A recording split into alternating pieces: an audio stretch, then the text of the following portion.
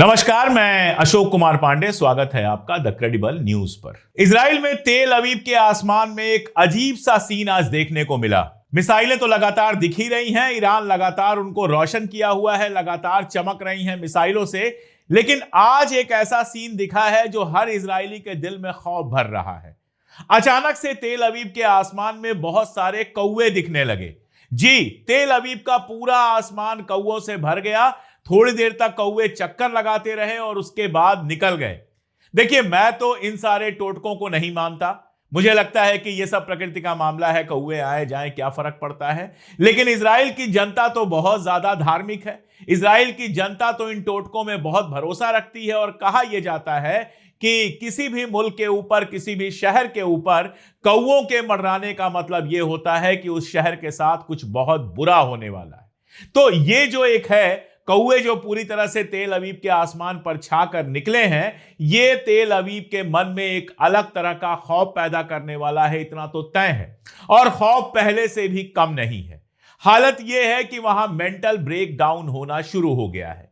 बहुत सारी खबरें आई हैं, लेकिन एक वीडियो आया है जिसको देखकर अजीब सा लगा मुझे।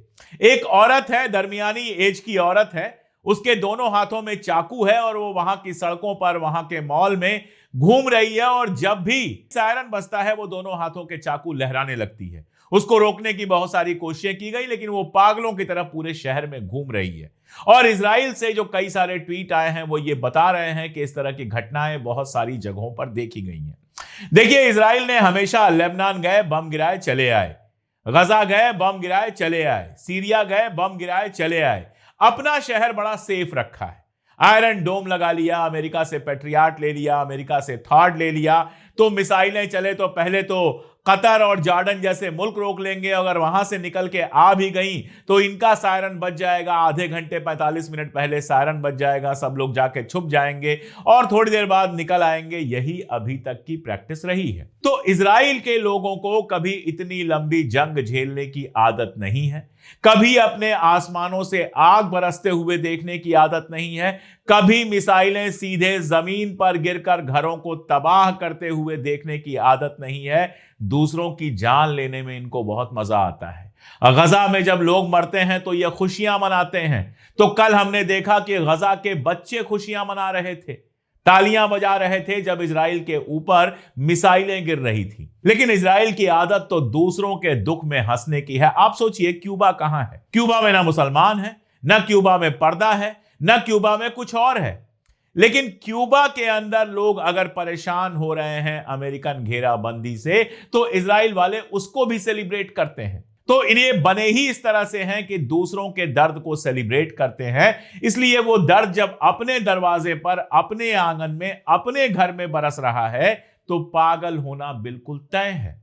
जब 8-8, 10-10 घंटे इनको रहना पड़ रहा है शेल्टर में, लगातार सायरन बज रहा है, तो इजरायली सोसाइटी का टूटना, इजरायली सोसाइटी का परेशान होना और भागने के रास्ते तलाश करना बिल्कुल लाजिम है। जिसने कभी दर्द नहीं झेला है उसको अगर एक सुई भी चुभ जाए तो लगता है पेन बहुत ज्यादा है, दर्द बहुत ज्यादा है। और जो दर्द झेलते रहते हैं, जिनका इतिहास दर्द झेलने का है, वो तो हर तरह के वार में मुस्कुरा रहे हैं। इतना सब होने के बावजूद रोज रात को ईरान की सड़कों को आबाद कर रहे हैं। रोज रात को ईरान की सड़कों पर हजारों लोग दिखाई देते हैं, जिंदाबाद का नारा लगाते हुए, अमेरिका इजराइल मुर्दाबाद का नारा लगाते हुए, और जंग में अपने सिपाहियों को सपोर्ट करते हुए। बावजूद इसके कि ईरान में भी लगातार जो मिसाइलें और बम बरस रहे हैं, उनमें लोग मारे जा रहे हैं, घर टूट रहे हैं। यह एक बहुत बड़ा फर्क है जो मैं पहले दिन से कह रहा हूं। जंग सिर्फ हथियारों से नहीं लड़ी जाती है, जंग लड़ी जाती है अंदर की ताकत से, बर्दाश्त करने की ताकत से। मेरे गांव पर मेरे एक चाचा कहानी सुनाते थे कि कोई था जिसने अचानक एक दिन बंदूक निकाल दी और दूसरे वाले के ऊपर तान दी। जो सामने थे वो सिर्फ हंस पड़े और कहे, तुमसे यह बंदूक नहीं चलने वाली है। थोड़ी देर में उसका हाथ कांपने लगा, बंदूक नीचे गिर गई। तो बंदूक से लड़ाई नहीं होती है, लड़ाई होती है मजबूत इरादों से। और वो मजबूत इरादे पर्शिया के पास, ईरान के पास हजारों बरस से हैं।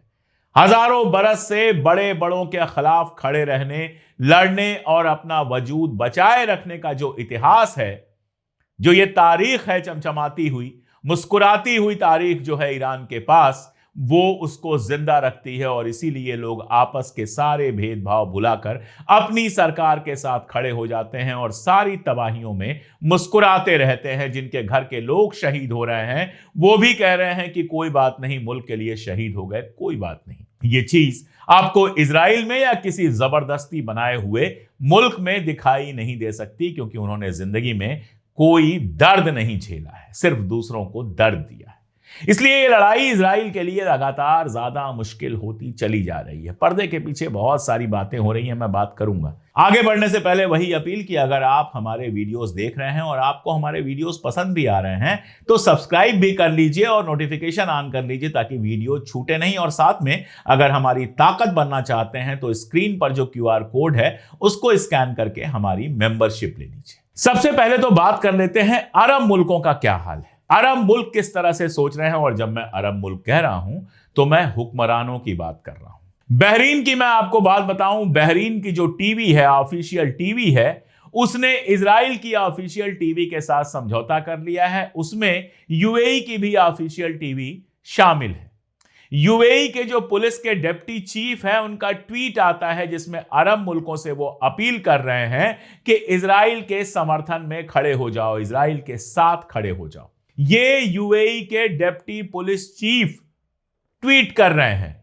अगर इससे दुबई की सरकार सहमत नहीं होती तो ये चीफ साहब अभी तक जेल में होते, ट्वीट डिलीट हो चुका होता है। इसका मतलब क्या है? इसका मतलब यह है कि यूएई खुल के इजराइल के साथ है, बहरीन खुल के इजराइल के साथ है। इन दो मुल्कों के बारे में हम बड़े आराम से कह सकते हैं कि ये दो मुल्क इजराइल के साथ हैं और मुल्कों की इन्हें मदद नहीं मिल रही, लेकिन ये मुल्क तो कम से कम इजराइल के साथ हैं, बहुत सीधे तरीके से। यूएई के बारे में अगर डिटेल में बात करना शुरू करेंगे तो बहुत सारे लोगों को बहुत दिक्कत हो जाएगी।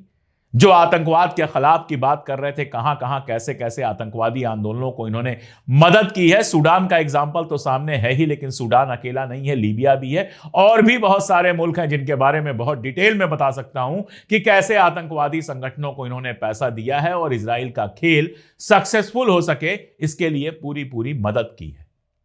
ये सब जानते हैं, कोई छुपी हुई बात नहीं है कि इजराइल के साथ यूएई का क्या रिश्ता है, सब जानते हैं। अब दूसरे मुल्क की बात करते हैं जो इंपॉर्टेंट और बड़ा मुल्क है, सऊदी अरबिया। सऊदी अरबिया के बारे में न्यूयॉर्क टाइम्स के जानिब से खबर यह आती है कि वहां के जो सलमान साहब हैं, क्राउन प्रिंस जो हैं, वो ट्रंप को लगातार ये कह रहे हैं कि ईरान के ऊपर और ज्यादा बम गिराए जाए ताकि ईरान की मिसाइल कैपेबिलिटी पूरी तरह से खत्म हो जाए। जैसा अंदेशा था, यह खबर आने के बाद सऊदी अरबिया ने बिल्कुल यह क्लियर किया है कि ऐसा कोई बयान हमने नहीं दिया और यह झूठी खबर है। ठीक है, उन्होंने कहा झूठी खबर है, हम मान लेते हैं। लेकिन ट्रंप व्हाइट हाउस में बैठ के जब उससे पूछा गया तो 3 मुल्कों का नाम लेता है, सऊदी अरबिया का, और सऊदी अरबिया का नहीं, सीधे सलमान का नाम लेता है, यूएई का नाम लेता है और कतर का नाम लेता है। कहता है ये मुल्क हमारा साथ दे रहे हैं। मैं ट्रंप के कहे को आखिरी नहीं मानता, बल्कि ट्रंप के कहे को 90% झूठ मानता हूं। लेकिन सलमान को सामने आकर कहना चाहिए कि ट्रंप साहब यह गलत बयानी बंद कीजिए, हम आपके साथ नहीं लड़ रहे। और अगर वो नहीं कहते हैं तो यही माना जाएगा कि ट्रंप जो कह रहा है उसको वो तस्लीम कर रहे हैं। जहां तक यूएई की बात है, पहले ही मैं कर चुका हूं, लेकिन कतर की बात थोड़ी अलग देखनी चाहिए। कतर का अमेरिका से रिश्ता हम सब जानते हैं। कतर का भी सिक्योरिटी प्रोवाइडर अमेरिका ही है, जैसे बाकी गल्फ और मिडिल ईस्ट कंट्रीज का है। लेकिन कतर के ऊपर पिछले काफी टाइम से हमले नहीं हो रहे हैं। उसके गैस प्लांट पर हमले के बाद से हमले बंद हैं। एक उड़ती खबर यह आई कि कतर ने काफी पैसा दिया है ईरान को। कतर और ईरान दोनों ने मना कर दिया कि इस तरह की कोई डील नहीं हुई है। लेकिन कतर के प्रवक्ता का कल एक बयान आता है कि इस वाली डील में तो हम शामिल नहीं हैं जो बातचीत हो रही है, लेकिन हमारी कोई जरूरत हो तो हम उसमें अपना रोल निभाने के लिए तैयार हैं। इसके पहले भी कतर नेगोशिएट कर चुका है। पिछली बार आपको पता है दोहा में ही बातचीत हो रही थी जब 12 रोजा जंग शुरू हो गई। तो कतर को मुझे लगता है कि ईरान ने छूट दी हुई है। ओमान बहुत क्लियरली लगातार यह बात कह रहा है कि इस जंग की वजह ईरान नहीं है। मैंने कई बार बताया है कि उनके विदेश मंत्री का जो एक आर्टिकल आया था और जिसको पढ़ने के बाद उनके लिए मेरी इज्जत बहुत बढ़ गई, उसमें उन्होंने साफ साफ लिखा था कि ईरान को लेकर आपके ख्याल चाहे जो भी हों, लेकिन इस जंग की शुरुआत ईरान ने नहीं की। अब कुवैत जैसे छोटे मुल्कों की बात हम छोड़ दें। कुवैत जैसे छोटे मुल्कों के लिए सऊदी अरबिया बहुत बड़ा सहारा है। जैसे अभी की बात है कि इंडिया से एक जहाज खाने पीने वाली चीजों का गया सऊदी अरब और सऊदी अरब से फिर कुवैत गया। कुवैत का जब भी एयर स्पेस बंद होता है या दिक्कत आती है तो सऊदी अरबिया के थ्रू उनका सामान आता है। और वैसे भी जो कुवैत के ऊपर इराक ने आक्रमण किया था, सद्दाम हुसैन ने जो अटैक किया था, उसमें कुवैत के साथ सऊदी अरबिया खड़ा था। तो सऊदी अरबिया के साथ कुवैत का जिस तरह का रिश्ता है उसमें यह माना जा सकता है कि सऊदी अरबिया जो स्टैंड लेगा वही कुवैत भी लेगा। तो मोटा मोटी गल्फ और मिडिल ईस्ट की कंट्रीज की कंडीशन यह है कि उनको यह फैसला करना है कि खड़ा किस तरफ होना है। उनको अगर इजराइल के साथ खड़ा होना है तो यह लड़ाई लंबी चलेगी और बहुत तरह के तनाव पैदा होंगे। और अगर वो ये सोच पाए कि अमेरिका और इजराइल उनकी मदद के लिए नहीं है बल्कि इनका पैसा, इनका तेल, इनका सारा कुछ अमेरिका और इजराइल के लिए इस्तेमाल हो रहा है, तो शायद वो खुद मुख्तारी की तरफ बढ़ें और ये मिडिल ईस्ट के लिए काफी बड़ा और काफी सही कदम होगा। लेकिन वो क्या करेंगे ये तो वो ही तय करेंगे। एक बात बहुत क्लियर है कि अगर आपकी जमीन से ईरान पर हमला होता रहेगा तो ईरान भी पलटकर आपके ऊपर हमला करता रहेगा। इस पूरे जंग में एक और कंट्री बहुत मजेदार तरीके से उभरी है और वो है इराक। इराक के ऊपर लगभग अमेरिका का लगातार कब्जा रहा है। सद्दाम हुसैन के फांसी पर चढ़ने के बाद लगातार कब्जा ही मान सकते हैं आप, क्योंकि इराक का तेल बिकता है लेकिन पैसा अमेरिका में जमा होता है। और इराक के अंदर लगातार यह डिमांड उठती रही है कि नाटो और अमेरिका जो वहां पर है उनको बाहर निकाला जाए। नाटो तो बाहर निकल गया, नाटो की पूरी सेना बाहर निकल गई। अमेरिका की सेना ने वहां का जो पीएमक्यू संगठन है, वहां का जो आप कह सकते हैं पुरानी मिलिशिया थी, आईएसआईएस से मुकाबले के लिए बनी थी, लेकिन अब वो गवर्नमेंट सिक्योरिटी एजेंसी है, गवर्नमेंट के लिए, इराकी गवर्नमेंट के लिए काम करती है। तो वो कोई इलीगल मिलिशिया नहीं है। पीएमक्यू के साथ इन्होंने 24 घंटे के सीज फायर की डिमांड की थी ताकि अमेरिकी सेना को निकाला जा सके वहां से। पीएमक्यू ने वो डिमांड मान ली, सीज फायर कर लिया, लेकिन उसी समय पीएमक्यू के हेडक्वार्टर पर अटैक करके पीएमक्यू के जो चीफ थे उनको मार दिया गया। उसके बाद से इराक की गवर्नमेंट गुस्से में है। इराक की गवर्नमेंट ने पीएमक्यू को बिल्कुल साफ कहा है कि आप अपने तरीके से लड़ाई लड़ सकते हैं। आपके ऊपर जो हमला हुआ वो इराक के ऊपर हमला था और वो गलत हमला था।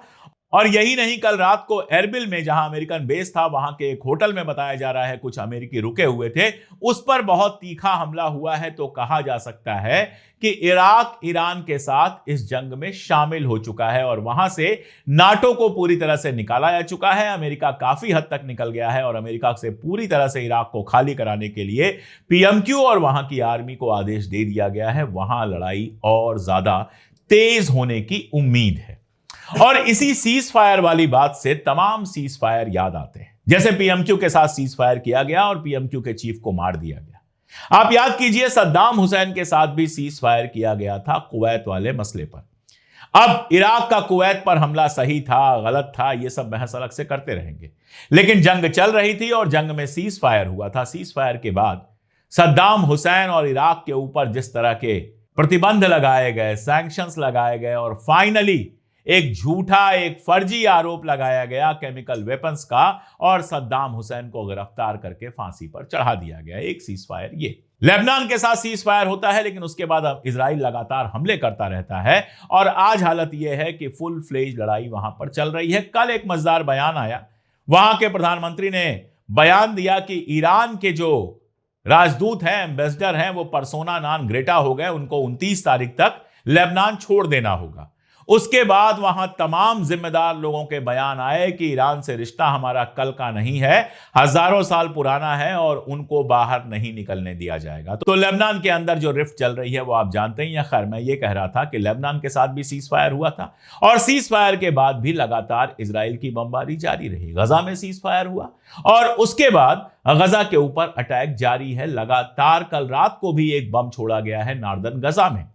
तो अमेरिका और इजराइल जो सीज फायर करते हैं वो सिर्फ इसलिए कि जंग में जब कमजोर पड़ते हैं तो अपने लिए वक्त जुटाते हैं और सही मौका मिलने पर हमला करते हैं। यही वजह है कि ईरान 1 महीने के सीज फायर या 15 दिन के सीज फायर पर तैयार नहीं है इस बार। ईरान अच्छी तरह से जानता है कि इस तरह के सीज फायर के बाद क्या होगा और ईरान डिमांड कर रहा है कि परमानेंटली इस जंग को रोकने का उपाय किया जाए, रूल बनाया जाए।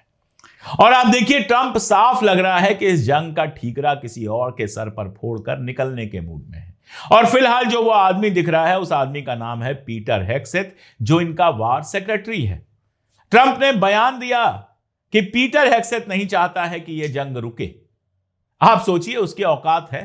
एक ऐसा आदमी जिसको सेक्रेटरी ऑफ वॉर बनाया गया, लेकिन उसके पास किसी तरह का कोई अनुभव नहीं है। ना FBI का अनुभव है, ना आर्मी का अनुभव है, और ना उसके पास CIA का अनुभव है। वो तो एक टीवी चैनल पर प्रेजेंटर था और वहां पर उसके अवैध रिश्ते बन गए थे, वो सब छोड़ दीजिए। उसके सिर्फ और सिर्फ इतनी खूबी है कि वो ट्रंप का बिल्कुल पक्का फॉलोवर है। ट्रंप कहेंगे सूरज तो कहेगा सूरज, ट्रंप कहेंगे अंधेरा तो कहेगा अंधेरा, और इजराइल के साथ भी उसका गहरा रिश्ता है। इतना ही पीटर हेग्सेथ की खूबी है। ऐसे आदमी को आपने सेक्रेटरी ऑफ वार बनाया और अब आप कह रहे हैं कि वो वार नहीं रुकवाना चाहता है। बहुत सीधा सा मामला है कि पीटर हेग्सेथ या किसी के सिर पर ठीकरा फोड़ना चाहता है ट्रंप, इससे ज्यादा कुछ नहीं। उसका खुद का दिमागी तवाजुन कैसा है ये हम नहीं जानते। व्हाइट हाउस में बैठकर वो बयान देता है कि हमारे 3 जहाज हमने खुद ही गिरा दिए। हमारी जो पेट्रियट मिसाइलें थी, जो इंटरसेप्टर मिसाइलें थी, उन्होंने हमारी 3 जहाजें गिरा दी। आप जानते हैं कुवैत के अंदर ये 3 जहाजें गिरी हैं। अमेरिका कह रहा है हमारी ही मिसाइल से गिर गई, ईरान कह रहा है हमने मारा है। वैसे भी अपनी जहाजें अपनी मिसाइल से अगर गिर जा रही हैं तो यह बताता है कि आपके यहां कोई बड़ी प्रॉब्लम है, और यह शर्मनाक बात है अमेरिका जैसे मुल्क के लिए। और हकीकत यह है कि 28 फरवरी से 15 मार्च तक 23 जहाज कम से कम गिर चुके हैं, जिनकी कुल कीमत $1 बिलियन के आसपास है। एक F-35 गिरा है, एक US-60 ब्लैक हॉक गिरा है, 3 F-15E गिरे हैं, 12 MQ-9 रीपर्स गिरे हैं, 5 KC-135 गिरे हैं और एक KC-35R गिरा है। ये तो डॉक्यूमेंटेड है, यानी अमेरिका के तकरीबन 30 जहाज गिर चुके हैं केवल 28 फरवरी से 15 मार्च यानी 18 दिनों के अंदर, जिनकी कुल कीमत $1 बिलियन से ज्यादा है, $1 बिलियन से ज्यादा है। और जब ऐसे हालात हैं तो बहुत सीधी सी बात है कि ट्रंप बुरी तरह से उलझ गया है। कल NDTV पर एक इंटरव्यू आ रहा था रॉबर्ट पेपे का। रॉबर्ट पेपे प्रोफेसर हैं और साथ में अमेरिकन डिफेंस के बड़े एक्सपर्ट माने जाते हैं। उनका कहना है कि ट्रंप जो है वो एस्केलेशन ट्रैप में फंस चुका है, यानी जंग उसने बड़ी तो कर दी, अब उससे बाहर कैसे निकलें ये समझ में नहीं आ रहा है। और साथ में इस एस्केलेशन को जिन उद्देश्यों से किया गया था, जिन मकसदों से ये एस्केलेशन किया गया था, उनमें से कोई मकसद पूरा नहीं हुआ। ना तो ईरान में रेजीम चेंज हुई, ना ईरान सरेंडर करने जा रहा है, ना ईरान का एटॉमिक जो सेंटर था वो खत्म किया जा सका है। हालांकि आज की खबर है कि बुशर के पास हमला हुआ है और उसका कितना असर है ये हम अभी तक नहीं जानते।